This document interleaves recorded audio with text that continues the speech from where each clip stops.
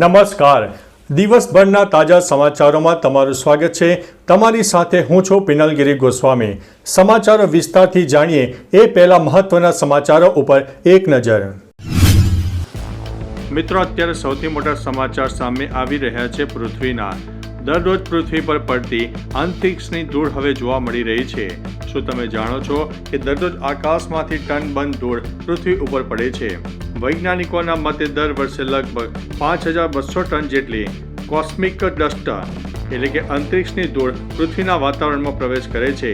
આ ધૂળ મુખ્યત્વે ધૂમકેતુઓ અને લઘુ ગ્રહોના ટુકડાઓ હોય છે જે કરોડો વર્ષો જૂના હોઈ શકે છે.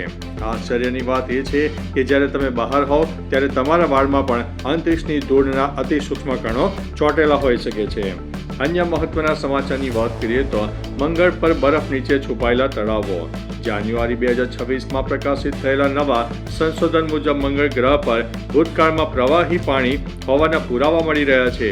વૈજ્ઞાનિકોનું માનવું છે કે મંગળ પરના પ્રાચીન તળાવો પૃથ્વીના એન્ટાર્કટિકાની જેમ બરફની ચાદર નીચે છુપાયેલા હોઈ શકે છે. આ શોધ મંગળના હવામાન અને ત્યાં જીવનની શક્યતાને સમજવા માટે ખૂબ જ મહત્વપૂર્ણ છે. અન્ય મહત્વના સમાચારની વાત કરીએ તો ભારતમાં ઘૂસ્યા પાકિસ્તાની ડ્રોન. જમ્મુ કાશ્મીરના સાંબા, રાજૌરી અને પૂંછ સેક્ટરમાં રવિવારે સાંજે 5 શંકાસ્પદ પાકિસ્તાની ડ્રોન દેખાતા ખળભળાટ મચી ગયો છે. ભારતીય જવાનોએ નૌશેરામાં ડ્રોન પર મશીન ગનથી ફાયરિંગ કર્યું હતું.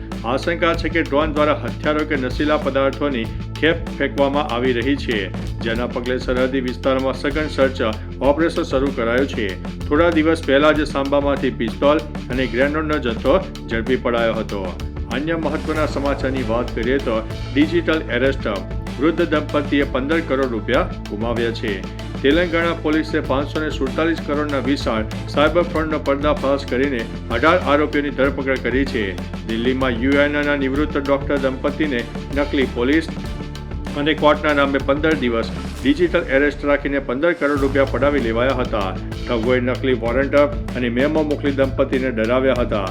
આ ગેંગે 2022થી લઈને 2025 દરમિયાન અનેક લોકોના નામે બેંક ખાતા ખોલીને કરોડોની છેતરપિંડી કરી છે.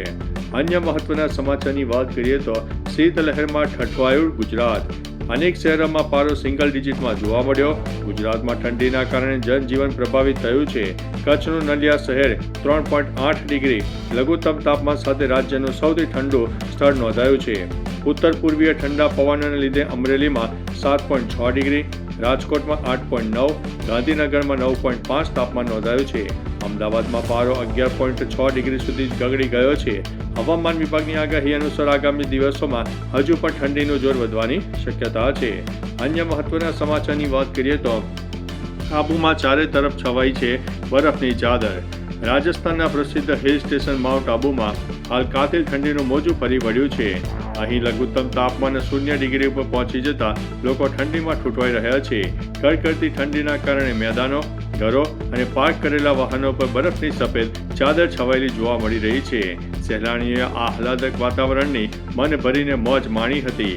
આગામી દિવસોમાં પારો હજુ પણ ગગડે તેવી શક્યતા દેખાઈ રહી છે. અન્ય મહત્વના સમાચારની વાત કરીએ તો મોટા તોફાનોની વિરોધમાં લપેટમાં ઈરાન આવી ગયું છે.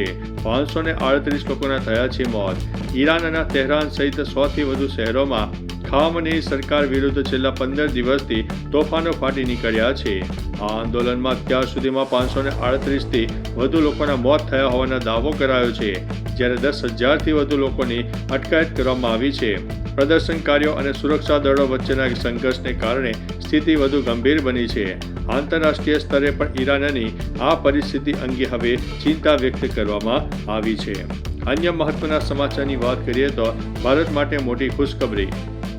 ઇસરોએ શ્રી હરિકોટાથી PSLV C62 રોકેટ દ્વારા EOS-N1 અન્વેષા સહિત 16 સેટેલાઇટ સફળતાપૂર્વક લોન્ચ કર્યા છે. અન્વેષા સેટેલાઇટને ધરતીથી 600 કિલોમીટર ઉપર ભ્રમણ કક્ષામાં સ્થાપિત કરાશે. આ અત્યાધુનિક સેટેલાઇટ ગીચ જંગલો કે બંકરોમાં છુપાયેલા દુશ્મનોની પણ સ્પષ્ટ તસવીરો લેવામાં સક્ષમ છે. આ મિશનથી ભારતની સરહદી સુરક્ષા અને દેખરેખ ક્ષમતામાં અનેક ગણો વધારો થવાનો છે. તો ચાલો મિત્રો, ફરીથી દેશ અને દુનિયાના સુપરફાસ્ટ સમાચાર લઈને મળતા રહીશું. ત્યાં સુધી અમને રજા આપશો. નમસ્તે.